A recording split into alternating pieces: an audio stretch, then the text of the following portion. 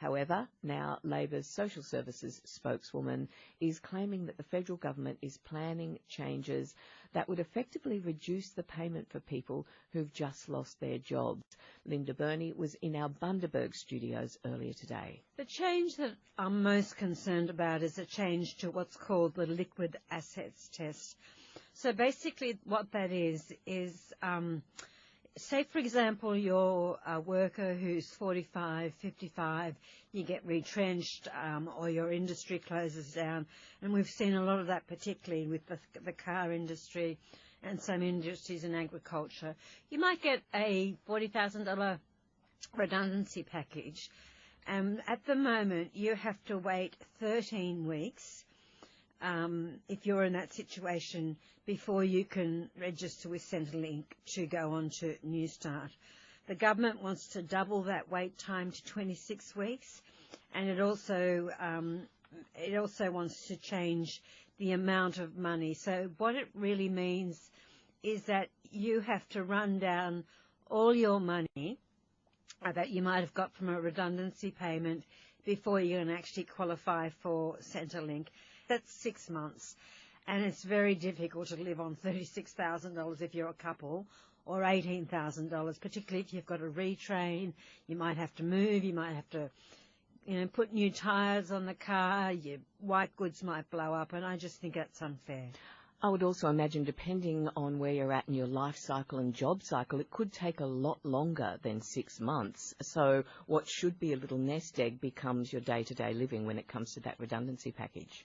It is absolutely your day-to-day living, and there is just no security. There is no recognition that most of the people we're talking about have worked their entire lives. They've paid taxes, they've been good citizens, and there is no logical reason for the government to do this. It is just simply a measure to try and save some money. And it's going to affect a lot of people. And like you say, if you're 45 or 55, getting another job, especially if you've been in one industry all your life, is extremely difficult.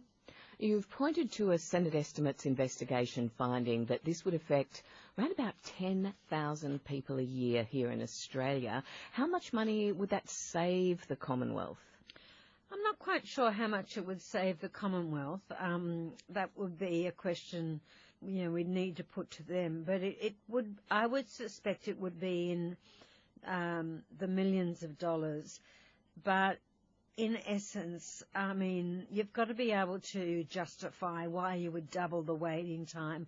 And there has been absolutely no justification. And like I say, these are people that have done the right thing their entire lives.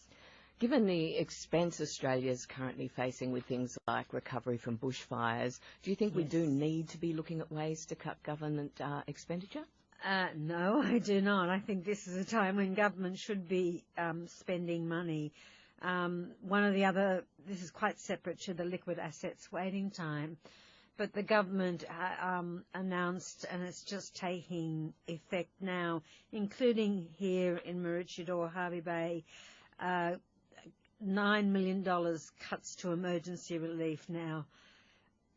Go figure. At a time when people are desperately needing things like help with their doctor's bills, the odd food parcel, this is not a time for emergency relief organisations to have their money cut.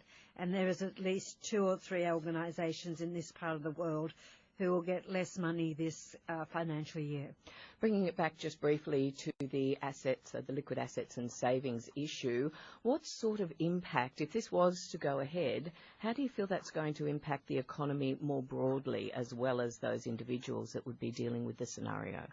Well, the impact on the broader economy is going to be wide felt. As you've said, there will be a lot of people that this is going to affect.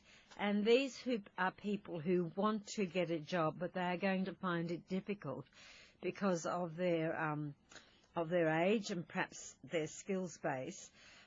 And the cost on the economy is if the people are unemployed, then they're going to be obviously drawing on the Social Security budget, so there will be that cost. But the idea that you would not support these people, or you would make it really difficult for them by way of running down their savings, is to me reprehensible. Thank you so much for spending time with us this afternoon, and I hope you enjoy beautiful Wide Bay. It's a gorgeous part of our listening area. It is I've not been here before, and I have to say I am absolutely blown away. It's beautiful. Shadow Minister for Families and Social Services, Linda Burney, speaking from our Bundy studios a little earlier in the day.